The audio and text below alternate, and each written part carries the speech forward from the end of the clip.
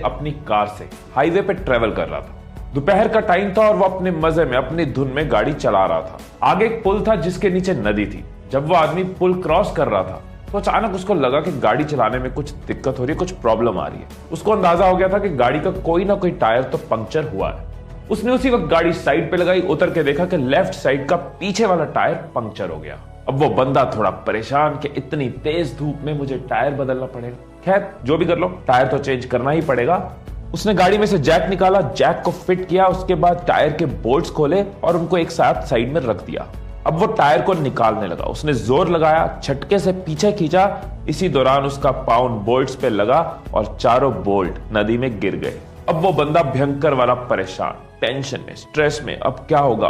अब मैं टायर नहीं चेंज कर पाऊंगा, मैं कैसे आगे बढ़ूंगा, मुझे जहां पहुंचना है कैसे पहुंचूंगा, कितना लेट हो गया हूं, इतनी गर्मी में कोई दूर दूर तक नहीं है, मैं किसी से मदद भी नहीं मांग सकता। शिट यार, ये कहां फंस गया, क्या हो गया? अब वो निराश होकर खड़ा, उसकी सोच काम नहीं कर रही, क्योंकि जब भी वो सोचने बैठता है उसको एक ही बात बार बार याद आती है कि सारे बोल्ट नीचे गिर चुके हैं और वो आगे नहीं जा सकता। अब ये बंदा परेशानी में साइड में खड़ा, काफी देर निकल चुकी है। अब सामने से उसको नजर आता है एक किसान आ रहा है। ये सोच रहा होता है इससे मदद मांगू ना मांगू, ये क्या मदद कर पाएगा मेरी। अभी ये सोच ही रहा होता है कि किसान खुद ही आकर पूछ लेता है, साहब कोई परेशानी है तो बताइए, क्या मैं आपकी कोई मदद कर सकता हूँ?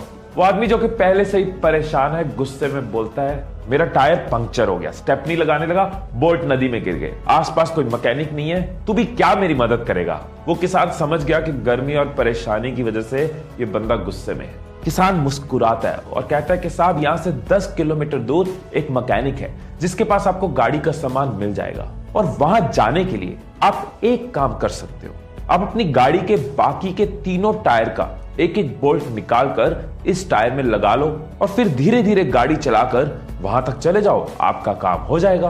वो आदमी हैरान रह गया, उसका गुस्सा एकदम शांत हो गया। कहता, भाई साहब, जिस प्रॉब्लम से मैं आधे घंटे से जूझ रहा था, इसने कितनी आसानी से उसका सोल्यूशन दे दिया। उसने किसान को बोला, सॉरी यार, मैं गुस्से में था, लेकिन तुझे इतनी जल्दी सोल्यूशन कैसे मिल गया? पहले भी ये प्रॉब्लम हुई थी क्या कभी तेरे साथ? किसान मुस्कुराया और कहता, ऐसा कुछ नहीं है, एक ही फर्क है, एक ही फर्क है कि आप उस परिस्थिति में अपनी परेशानी के बारे में सोच रहे थे, मैं उसी परिस्थिति में हल के बारे में सोच रहा था।